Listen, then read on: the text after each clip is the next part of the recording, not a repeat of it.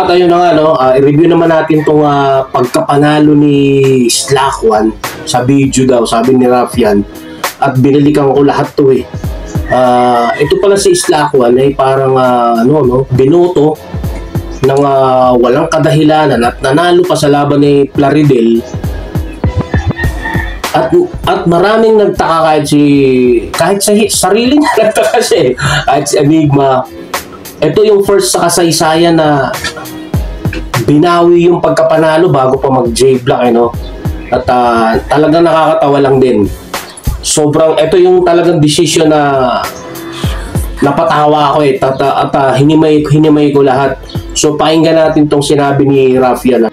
Parehas tayong tinalo ni Slakwan sa live, pero nanalo to sa video. Oo nga, nanalo siya sa video dahil binawi ni Enigma yung sinabi niya na si Slakwan daw hindi pwedeng manalo. Gagi, ang kulit niya itong laban na to. Kaya yung mga tao nag-react dahil nanalo si Slakwan sa video.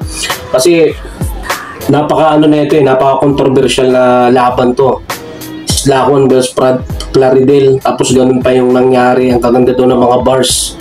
At mamaya po tignan natin kung paano naman binuhat ni Slakwan yung sarili na doon. At ito na yung sinabi niya. Plaridel versus Slakwan. Ang boto ng orado, makakita talaga kayo ng bias 3-2 magingay para kay Slakwan. Nakita mo, narinig daw sinabi ni Enigma, makakita talaga kayo ng bias 3-2 para kay Slakwan. Kasi nga, di ba dati nauso yan yung pag sinabing 3GS lulutuin ka. Actually, yung laban namin ni Romano, daming 3GS na judge doon. Halos talaga ng mga dami ng comment. Sa akin talaga yung laban. Ako talaga yung panalo. Sila MZ, hindi na naghimay. Sabi nga all the rounds, Romano. Bias talaga yun. Kaya napatunayan ko ng mga 3GS dito. Bias talaga. So, i-play pa natin, Sabi nila eh. Yeah!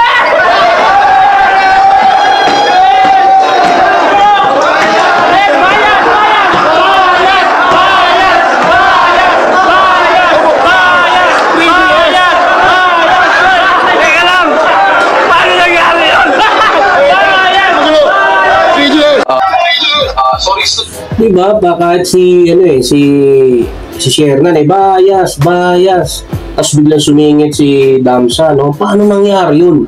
Kahit si Slakwan talaga ba? Sabi na, ako nanalo. Sabi naman ni Enigma.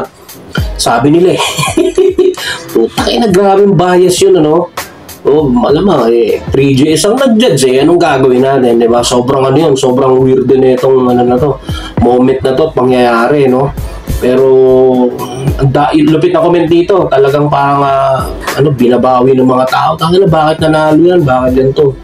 Talagang malaking issue nangyari dito. Pero ngayon to, naglabas din si Enigma ng video.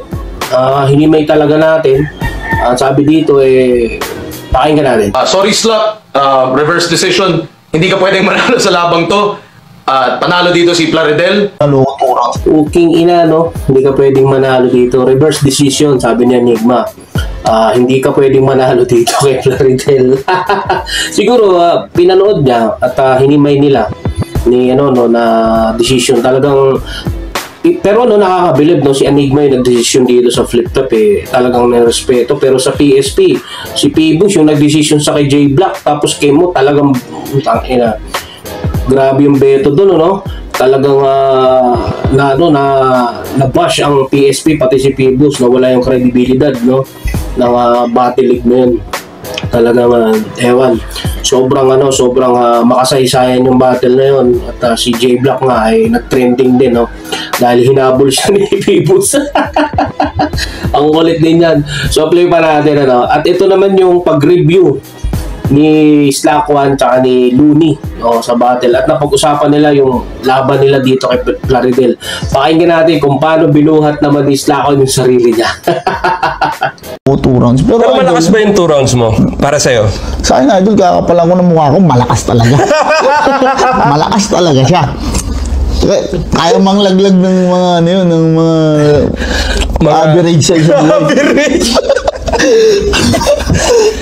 Gago rin ng isla ko nila. Comedy din ang puta. Ayaw maglaglag ng mga average MC. Si Looney nga yung sinabi na average MC ni EJ Power, no? Nakakatawa. yung 1 and 2 niya raw ay talagang malakas. So syempre sa decision nga ni Enigma, binawi niya yung decision na Plaridel versus Lacwan, ano. Grabe to, sobrang ano rin to, kaya ako to ni-review dahil grabe yung nangyari, no. Pero ganun pa man, alam naman natin na may iba kasi manood sa live, iba rin manood sa video, pero alam naman natin yung bias sa hindi, diba? Kaya binawi yun. Kaya salamat sa lahat ng mga nanood at sumuporta dito sa Break It Down. Ingat.